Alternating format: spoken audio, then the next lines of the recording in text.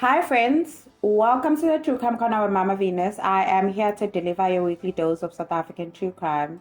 If you haven't subscribed as yet, please go ahead and click the subscribe button. Also, don't forget to like this video as it helps with the YouTube algorithm. Today's story is one that I find quite bizarre, mostly because we live during a time where crimes like cash and transit robberies are very common and are extremely violent in nature. So, as I was researching this case, I was blown away at how easy it was in 1970 for someone or for a group of people to carry out a heist. You didn't really need to be a career criminal at all. You just needed to plan properly, I guess, you know. I I found the whole case very interesting, and probably the way I tell it will sure make me look like I am easy on these kinds of crimes, but I promise you I am not. It's just that the way things unfolded is laughable to a person living in these current times. Okay, now that we have that out of the way, let's begin with the story. Even though the story begins much earlier, but we will start from the 1960s to the early 70s. This time, the South African economy was booming and the apartheid government was working very hard to get rid of the poor white problem. So the ground was very fertile for young white men, especially, to get into business. So in 1968, Derek Whitehead and Willem Antoni van der Merwe, I'll be referring to them as Derek and Willem for the remainder of the video, they decided to start a painting business together. They were in their late 20s at this time and they lived in the south central part of the Transvaal province, of which is now known as the Gauteng province. It said that their business took off and they were doing quite well until about sometime in 1970 when things just started to fall apart. I could not find any clear reason why, but things just suddenly took a turn for the worst and they were no longer making money from the business. This, of course, presented them with a problem because it meant that they could no longer afford to pay their car installments, their home loans, and generally maintain their families. Both men were married with children at the time. Derek was married to Jeanette Whitehead, and they had 4 children. Willem was married to Marlene van der Merwe. I'm not sure how many children they had at the time, or if at all. When they saw that their business was falling apart, they came up with a new idea to build holiday cottages along the Garden Route. The Garden Route is a 300-kilometer stretch of the southeastern coastline here in South Africa. It starts from the Western Cape province all the way to the Tuticaca River in the Eastern Cape province. In the 70s and still today, it is one of the major tourist attractions in South Africa. One problem they had though with the building of the holiday cottages was that they were already running low on cash at this point. But they quickly came up with a solution. The solution was to sell their houses in Johannesburg and then use the money to build the holiday cottages. So now the next step was for them to find the perfect plot of land to build on. And they had it in their minds that Knysna would be the perfect place for the holiday cottages. So early 1971, the pair decided to go on a road trip to Knysna to look for the land. As they were driving down to Knysna, they were passing through small towns and they carelessly joked about how easy it would be to rob a bank from these towns, as most of them were set up in a way that didn't really anticipate any criminal activities. The police stations were located very far from the banks and the banks were mostly unguarded outside business hours. Also, the security systems within the bank did not really protect them against robbery. It is worth noting though that the whole bank robbery and cash and transit robbery had not become a thing in South Africa at that point in time. So banks in small towns still enjoyed the freedoms of spending very little on security personnel. Now, it is not really clear if on their travels to Knysna they were able to secure the land or not. But on their way back from Knysna to Johannesburg, they were passing through the small towns again, and the joke about robbing the small town banks started to now develop into a tangible idea. And when they were back home, they pondered on this idea for a couple of weeks, and by March 1971, they had serious solid plans. they had gone to buy cutting equipment and tools that they may need, and then they had acquired an accomplice, a man by the name of Gilbert Mthembu. I could not find any reliable information about who Gilbert Mthembu was and how he knew Derek and Willem. Once everything was set up, that is, they had acquired the right tools and the right people, they decided that they were going to travel to the Cape of Good Hope province, now known as the Western Cape province. This route was going to lead them through those small towns that they had passed through when they were going to Knysna. Their plan was to rob the Volkswagen Bank in Uniondale, a small town in the Little Karoo. At the time, Volkswagen Bank was one of the 4 major banks in South Africa, and it had a number of branches around the country, mainly in the small towns. They arrived at the bank at dawn, and they smashed the back window of the building to gain entrance. Now, maybe they had not anticipated the amount of time they would need to actually access the money, but as soon as they got inside, they realized that they would need at least a couple of hours to break through the safe.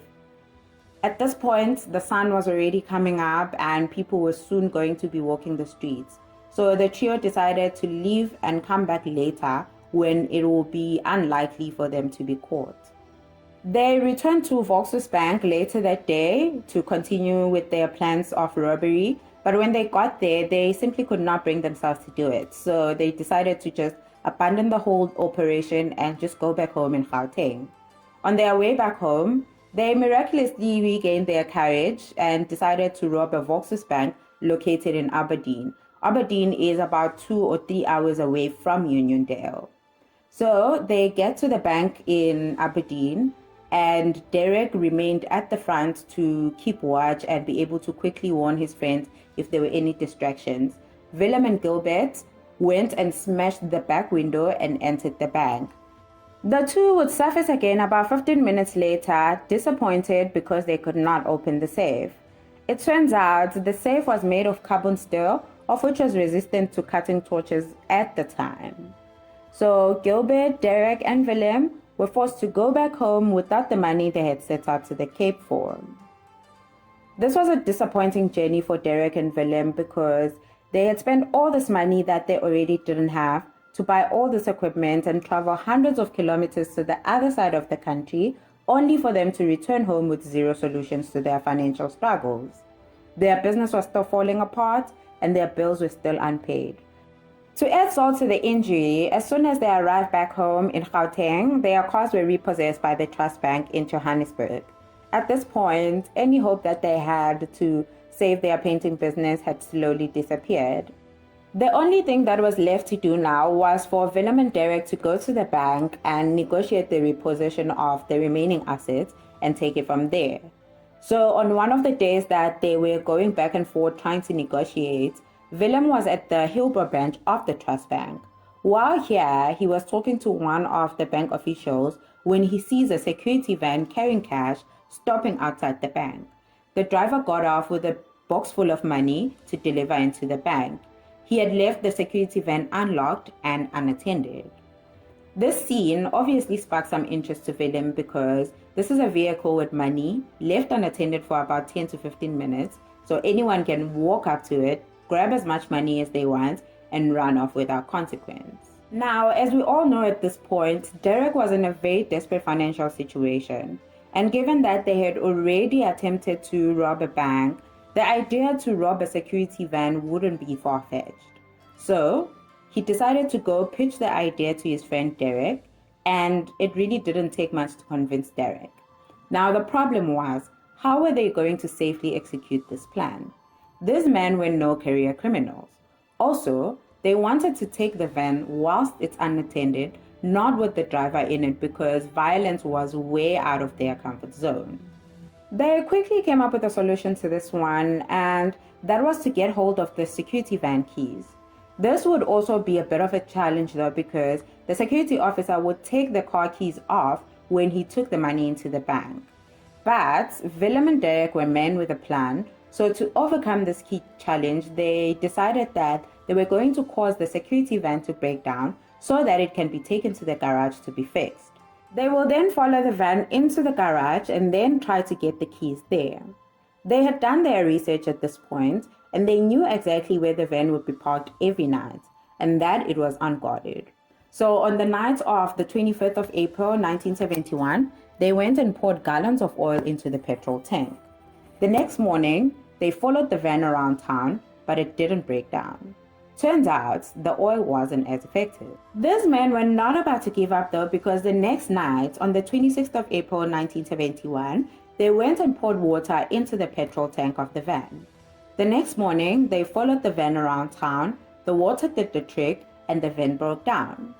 As it was being taken to the local garage to be repaired, Derek and Willem followed. Once it was parked and left unattended with the keys inside, they tried to get the keys. The first plan was to get the key imprints. This didn't work. So they stole the actual keys, they went and made copies, and after successfully duplicating the keys, they returned the originals to the van. Up until this point, I am really blown away at how no one noticed all of those things going on. From people pouring things into a petrol tank for 2 nights in a row, to stealing a whole key, making duplicates, and then returning them to the car, and no one noticed, like nobody. Really, the 1970s were a good time to be alive as a budding criminal, hey?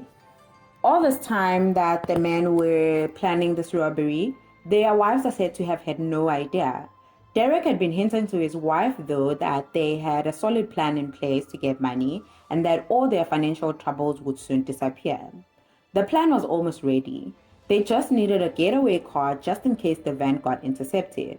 So after a few negotiations with his partner, Willem, Derek decided to tell his wife about the whole plan and asked her to be a getaway driver. To me, it's clear at this point that these men were amateurs, because how do you bring the mother of your 4 young children to a heist? Hearing this, Jeanette was understandably mad. She flew off the handle because this man was asking her to leave her 4 young children at home, risk her freedom, and possibly her life, because there were no guarantees that they were going to safely execute this plan without getting arrested or being killed. However, as they say, the love of money is the root of all evil. Jeanette's anger was very short-lived, and she ended up agreeing to go along. Derek explained to her that they just needed someone to remain nearby just in case they needed a getaway car, and Jeanette was to drive Willem's car, a Ford Mercedes. To ensure that they could not be easily traced, Derek and Willem made false number plates for the Mercedes, and to get to the bank, Derek and Willem had hired a VW minibus Kombi from a local dealer. Early morning, the 27th of April 1971, the now trio with Derek's wife set out to execute their plan. Derek drove in front with the Kombi, and Willem and Jeanette followed him with the Mercedes. This would not be their lucky day though, because the security personnel did not spend their normal amount of time inside the bank, so they had to abandon the whole operation for the day and plan to try again the next day. Early morning, on the 28th of April, the trio embarked on their journey like the day before, and today, things went off without a single obstacle. Willem strolled out of the Mercedes and let himself into the van with the duplicate keys, and then he just drove off. The 2 lovers, Derek and Jeanette, followed behind him. The trio would not drive too far. They stopped just a few blocks away from the bank on a patch of open ground. They swiftly transferred the money from the security van into the Kombi and then drove off, leaving the van behind. This patch of open ground was near an industrial type of area, so an employee from one of the warehouses in the area noticed this security van that was being followed by these 2 cars. He became very suspicious. In a later testimony, he was able to identify Jeanette as the driver of the Mercedes and then Derek and Willem as drivers of the other cars.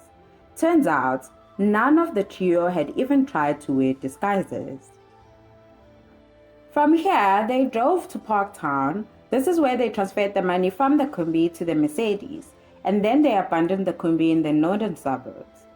They were sure now that they were in the clear and that they were 240,000 Rand richer. They waited until the evening to dump the money boxes in the Vaal River. It's not clear why, but Derek and Willem had decided against splitting the money at that point, so the Whiteheads, that is Derek and Jeanette, decided to pack it into a space above the ceiling of their caravan, and they left for Knysna with their 4 children. They are said to have arrived in Knysna on the 1st of May 1971, and they booked into a hotel called Brenton-on-Lake Hotel, which was more of a holiday resort at the time. They stayed there for 3 days before Willem and his wife Marlene came through to join them. I'm not sure if these travels were a form of celebration or they were just running away from the possible consequences of their criminal ways. The couples would not spend much time together though, because Willem and his wife booked into the Leisure Hour Hotel, which is located not too far from the Benton-on-Lake. Willem and his wife left a few days later for Bloemfontein, where they intended to visit Marlene's parents. The Whiteheads, Derek and Jeanette and their children, remained in Knysna. Back home in Gauteng, the robbery investigation was in full speed to nowhere. The police had little or nothing to go on. With the swiftness and precision of the robbery, the police were at first very convinced that this was the work of professional bank robbers. Little did they know though. At first, the fact that the duplicate keys had been used to drive off with the security van made the investigators believe that this was an inside job. However, after intense interrogations of the security company employees, it was determined that they had nothing to do with it. This obviously forced the police to broaden their investigation to everyone who could possibly be involved. And at this point, it could have been anyone, and they could have already skipped the country to escape justice. The police weren't discouraged though. They stuck to the duplicate keys as key evidence. If only they could find out where and when the keys were made, they would most likely find 1 or 2 of the people involved in this crime. 2 weeks into the investigation, they discovered that the keys had been duplicated whilst the security van was in the garage awaiting to be fixed. Once they figured this out, it didn't take them long to link Willem van der Merwe to the crime, and they immediately wanted to question him. They were now hopeful that they can finally crack the case. They did some background checks on Willem, and they discovered that him and his business partner Derek Whitehead were going through some severe financial troubles. They were so severe that they had to close down their painting business, and they had some of their cars repossessed by the Trust Bank. This gave motive for the bank robbery. However, the police were still unsure of their involvement to the crime, as they were known as law-abiding citizens, and they had zero history of crime. Their doubts would soon disappear though when a man by Mr. Smith came in with a tip to the police. Turns out Mr. Smith was one of the employees of the warehouses next to where the trio had stopped to transfer the money from the security van to the VW Kombi. Mr. Smith had taken note of this security van being followed by the 2 cars. He even got a good look at the phone Mercedes that was being driven by a woman wearing a pillbox hat. To cement Derek and Willem's involvement, Mr. Smith also identified them as the men who were seen driving the security van and the Kombi following the security van. Armed with all of this information and an eyewitness, the police decided to go to Willem's house so they can bring him into the police station for questioning. When they got to the Van der Merwe's family home, the house was locked and it didn't look like anyone was home. The police went around questioning the neighbors to get a sense of Willem's routine and where the family might have gone. One of the neighbors told them that it's highly likely that they had gone to Bloemfontein to visit his wife's parents. It is not clear at this point if the police had already visited Derek Whitehead's household, because it appears as if they were under the impression that Willem and Derek had both fled to Bloemfontein with their families. As the investigation entered the 3rd week, on the 10th of May 1971, the Brixton Murder and Robbery Unit Squad sent a word out to the police in the Orange Free State. It is now known as the Province of Free State, to be on the lookout for a phone Mercedes. Roadblocks were set up all over the province, and the police would hit a big break about 3 days later on the 13th of May 1971. The Mercedes was spotted at a roadblock in Bloemfontein, and Willem was driving it. The police would not immediately arrest Willem. Instead, they followed him back to the house he was staying at the time and then arrested him. Upon arrest, Willem sang like a bird to the police. He was telling them each and every detail of the crime implicating Derek and Jeanette Whitehead. He went as far as telling the police where to find the Whiteheads, And in the early morning of the 14th of May 1971, Derek and Jeanette Whitehead were arrested. They were now staying at a hotel called the Little Switzerland Hotel, located in the Drakensberg, northern of the KwaZulu-Natal province. It is not clear if Derek and Willem had discussed their future movements prior, or the police were just able to quickly trace the Whiteheads' movements from Knysna all the way to the Drakensberg, of which is at least 1,000 kilometers away. This arrest was a big event for the police force. The police from the Transvaal, from the Free State, and from Natal were all involved in the swoop. When the Whiteheads were arrested, no money was found on them. They had left their caravan in a caravan park back in Knysna. So Derek was taken to Bloemfontein for questioning, and his wife Jeanette was taken back to Gauteng, where she briefly appeared in court and she was granted bail of 1,000 rand. During questioning, Derek and Willem disclosed where the rest of the money they had stolen was located. A team of 12 detectives were flown from Johannesburg into the caravan park at Knysna, whilst Derek and Willem were driven from Bloemfontein into Knysna. When they arrived at the caravan park, they together, Derek and Willem, unlocked the caravan and pointed the police to the ceiling of the caravan where sacks full of money were located. Fortunately, 238,462 rand of the money that was stolen was recovered. The Whiteheads and Van der Merwes had only used 1,538 rands. Following this, Willem, Derek, and Jeanette were named the Trust Bank Robbers, hence the title of this video. My thinking is they were named the Trust Bank Robbers because they robbed the security van that belongs to the bank and it was located just outside the bank. A month later, on the 14th of June 1971, the Trust Bank Robbers trial began, and they all pleaded guilty to the robbery and theft of 240,000 rand that took place on the 28th of April 1971. The trial took only 2 days to conclude. Derek Whitehead and Willem van der Merwe were sentenced to 14 years in prison. The case was being tried by Mr. Justice Theron, and when sentencing Derek and Willem, he pointed out that the two had not acted on impulse or sudden temptation. They had carefully planned the whole operation to the T. The fact that they were going through some financial troubles was no excuse for them to commit such a crime. He said, I quote, "It is my duty to impose a severe sentence because the likelihood of holes from financial institutions is a temptation and an evil which has to be stamped out." Close quote. And he sentenced each of them to only 14 years in prison. I partly agree with the judge though. This crime really exposed how weak the security systems were in financial institutions around the country, but I also feel that a 14-year sentence is not a firm enough punishment to deter other criminals from committing similar crimes, especially professional criminals. But then that's my opinion. Jeanette Whitehead, on the other hand, she received a suspended sentence of 3 years.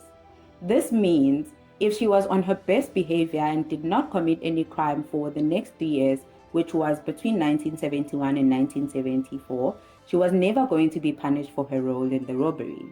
Justice Theron said he is doing this out of consideration for Jeanette Whitehead's children, the very same thing their parents had failed to do. In his words, Mr. Justice Theron said, I quote, "No doubt my leniency in this regard will be criticized, but I am prepared to face such critics. My tender feelings for her young children have persuaded me to deal with Mrs. Whitehead as leniently as possible." Close quote. He also added that his verdict was heavily influenced by the fact that Jeanette had pleaded passionately with her husband to quit the scheme because she feared for his safety. Personally, I don't think there were any passionate pleas by Jeanette. The fact that she agreed to be a getaway driver for 2 days in a row shows that she was in on it as her husband and his friend. But then that's just my opinion. Let me know what you think on the comment section below. The two men, Derek and Willem, appealed their conviction in September 1971. The appeals court upheld their conviction but reduced their sentences from 14 years to 10 years each. After the case at the appeals court, the men were taken to court again. Now now they were being tried for those attempted robberies at Vauxhall Bank in Uniondale and Aberdeen earlier in the year. Turns out, during the confession, they had told the police all about it and implicated their friend Gilbert Mthembu. The three appeared at the Graaff-Reinet Regional Court. However, they only received 1 year sentences each in addition to their 10-year sentences. I'm not sure how many years Gilbert Mthembu was sentenced though. Derek and Willem were paroled in 1975 after serving only 4 years of their jail sentences. If alive today, the two men will be in their 80s, I think. Okay fam, that's where we ended with this case. It is the longest I've covered so far and really bizarre in today's context. I was literally rolling my eyes the entire time. But I am interested to know what you think about it. Leave all your thoughts in the comment section below and let us engage.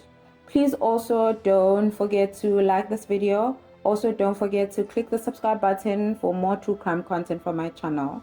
Bye guys, see you next time.